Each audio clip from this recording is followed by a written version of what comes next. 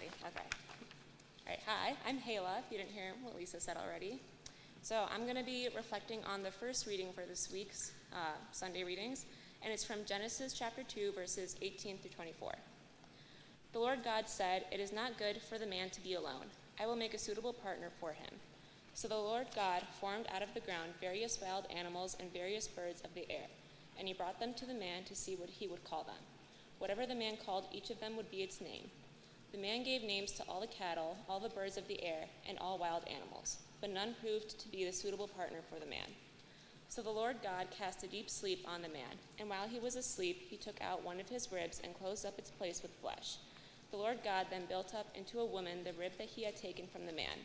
When he brought her to the man said, "This one at last is bone of my bones and flesh of my flesh. This one shall be called woman, for out of her man this one has been taken." That is why a man leaves his father and mother and clings to his wife, and the two of them become one flesh. All right, so I'm sure you've all heard this reading before. It's a pretty pivotal part of Genesis. It's one of my favorites, though. So before all of this, God is going through all of his creation, saying this is good, and calling everything that he has made good. But the one thing he says is not good is for the man to be alone. So he's saying that it is not in our human nature to be alone. And God sees this within Adam. And then in an attempt to fix this, God creates animals, of course. But these animals did not suffice. Even though Adam goes through and names every single one of them, they are not enough to fill the void of loneliness that he has in his heart. Ultimately, Adam needed something more to fill this void in his heart. There was this loneliness that kept on persisting within him because it is in our human nature to feel alone, and we need socializing to fill that void. So God decided to create another human, an equal made out of Adam himself. He created the woman, and then once Eve was created, Adam was finally satisfied. The void in his heart was instantly filled once he sees Eve being created. And he instantly recognizes that Eve is the answer to his loneliness and that she will help him and he will help her. He says, "This one at last is bone of my bone and flesh of my flesh." He has been waiting for this helper to come and be with him and to cure his loneliness. But I think some people may look at this and take the viewpoint of the woman being less than the man, or that she should be at his beck and call because she is like his helper. But this must go both ways. A woman is also a human, and because she's a woman, she also has human nature. So everyone is alone at some point in their life. Just because she was made to be his helper doesn't mean that she is any less alone than he is. These feelings of loneliness also apply to her, and they go both ways. She also needs companionship and love just as much as Adam does.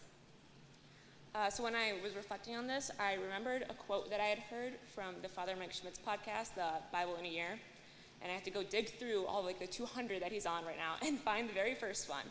And he was talking about this painting, I think, that he had in his house, and or like a saying. So I looked it up, and it's actually a Matthew Henry quote.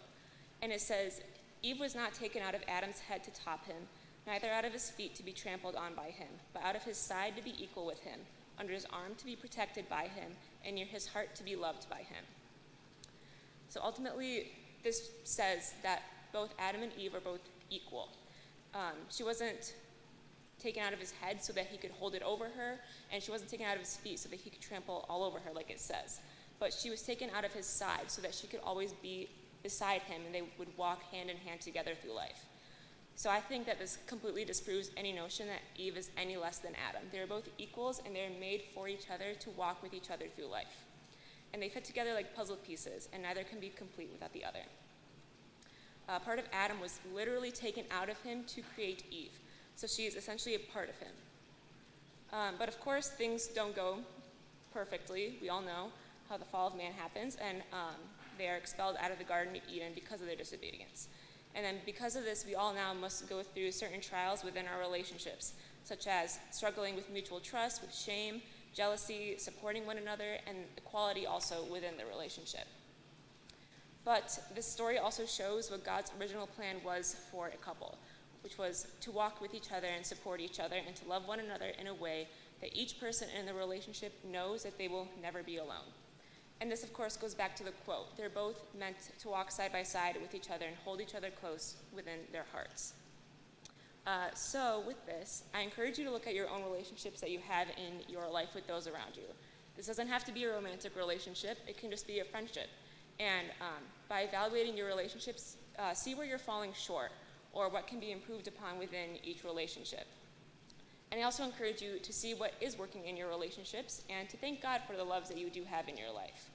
I think a pretty big component of learning how you work in a relationship are the 5 love languages. If you don't know what they are, they're quality time, words of affirmation, acts of service, gift giving, and physical touch. There's lots of quizzes online. They're kind of fun to take, so if you have time, I would suggest taking that quiz, and then even letting your friends know, or even any romantic partners know, and to take that quiz, and then once you figure out what your main love languages are, you can work with each other and figure out how to love one another better. And I know that taking an introspective look at how you function in relationships can be tough and kind of scary. It's not fun a lot of the times to see where you're not working out the best in your life. But since we know this original plan for love, which is to walk with one another and to be full companions to those around us and to love one another and to hold each other close, I think we should constantly strive for that.